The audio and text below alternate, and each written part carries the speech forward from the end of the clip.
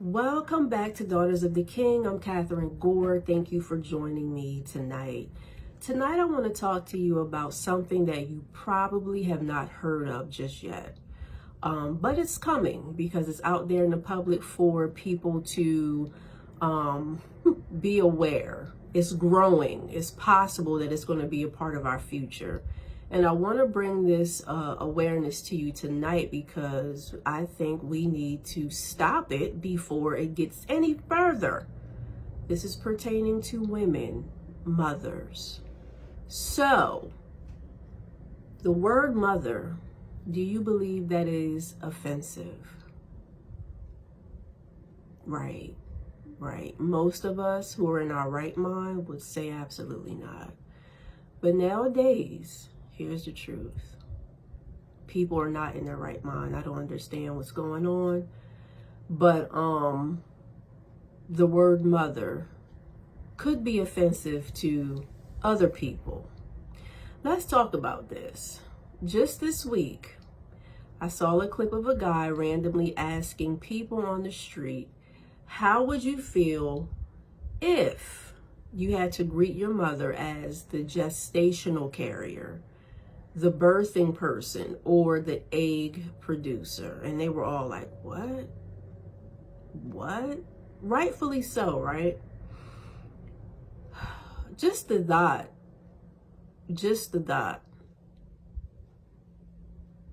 So, as my mind is blown, as they responded to his question, he was saying, so are you not following the science?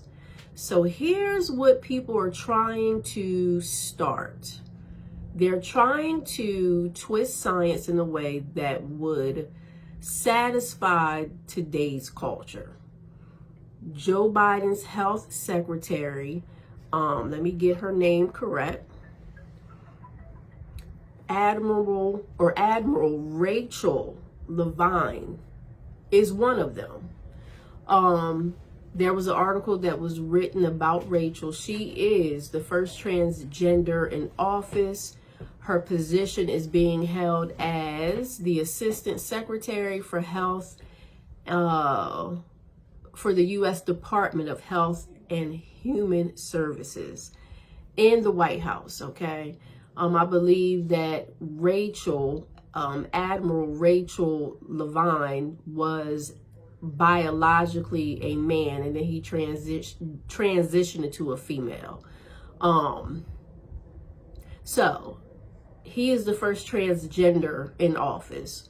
And apparently she praised a gender clinic that wants mothers to be called egg producers, removing the word mother from their vocabulary to be inclusive.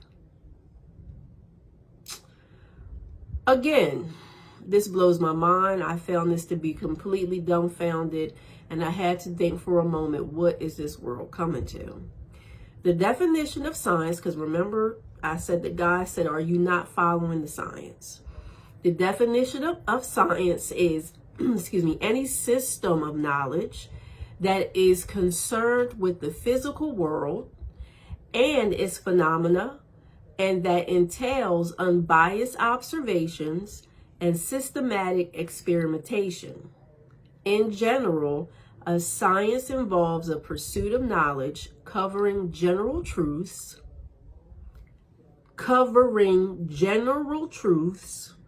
or the operations of fundamental laws, knowledge of any kind. This is what science stands for. So, one of the responses I agree with that was found in this clip was, there's mothers who adopt, there's mothers who are considered grandmothers, etc. And this person said, I would consider this as a social role more than anything to do with the relation to one's own body. That makes sense, right? So let's talk about science and how people, again, are trying to twist it. But let's talk about what the Bible says about this. 1 Timothy 6:20 warns us about false knowledge. So remember, Science is in regards to, it involves pursuit of knowledge of covering general truths. So, 1 Timothy 6:20 says, Timothy, guard what has been entrusted to you, avoiding irreverent and empty speech and contradictions from what is falsely called knowledge. This is what we have to do as believers. We have to guard the truth. We have to stand up for the truth. You know, we can no longer sit by. I think I told you all how God was saying that the world would say, I'm going to do what I want. And how the church is saying, I don't care, do what you want as long as it's not affecting me. It's going to affect you. Okay, one way or another. And the more that we sit idly by and we not speak of the truth in the name of peace, in the name of unity, in the name of love, which Jesus didn't do, the disciples didn't do, we're going to allow for a society to be created to push Jesus out. We have to play our part, right? So God also said there's a voice that he desires, which is his voice. And he's saying that, you know, no, don't do this, turn away. There's a better way. So there's three voices. The world says, I'm going to do what I want. The church says, do what you want. I don't care. And Jesus is saying, no, don't do this. So we have to be people of God that's going to stand up and have the voice of the Lord, right? So we as Christians, we know the truth. The world has tainted the truth, but truth will forever remain. Here is the truth. You were placed as women to be called mother by God. And the world is trying to take that away. You, mothers, me, all of us, we need to stand up and walk in this truth and say, no, I don't think so. You have to hold on tight to what God has given us. It's our right to receive what God has given us. The devil wants to come and twist and taint and do all types of craziness to destroy the original plan that God has created. Just when you don't think that there's anything else that can get worse than what it is, you always hear something else. And it's like, wow. So let's talk about this. God placed the title mother upon women who give birth. Even there's spiritual mothers that are barren that God has titled mother to. So you can't really erase the word mother. It's just ridiculous. Exodus 20:12 says, honor your father and your mother. This is scripture. The word mother is all through the Bible. That your days may be long in the land that the Lord your God is giving you. Now, a mother is more than an egg producer. We all know that. A mother is a parent who serves her child in love, providing wisdom, guidance, protection, and everything else that is needed to raise that child to be healthy, both spiritually and physically. Like many of us have a mother's heart. A mother's heart will go to the highest mountain to save their child, right? Like I can't even comprehend how people can even consider removing the word mother from a person who this is what the world is coming to, y'all. And it's bizarre. To suggest a mother to be called an egg producer is to remove the intimacy, which is a close familiar rarity or friendship, closeness that a mother would have with their child. So in the future, let's just think about this. You have children who are raised who don't know that the word mother ever existed. Okay, say like they changed this due to stupidity, and they're raising their children to erase the word mother. So now that intimacy is not going to be there because the child is not going to be able to understand certain things, and it just brings a disconnect, and it's ridiculous. This is what the enemy wants to do. He wants to destroy families. That's the bottom line. Now, it's an honor to be a mother. Most women in the Bible consider themselves to be cursed when they are barren. Today, it's a curse to have a child and possibly to be called a mother. How backwards is that? How backwards is that? Women, don't let the enemy steal what God has given us. Walk in the truth of God every day of your lives.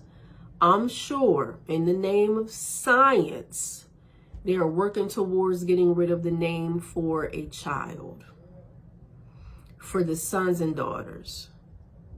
Let's go to Isaiah 66:13. As a mother, not an egg producer, not a gestational carrier, not a birthing, what was the other one? A birthing person.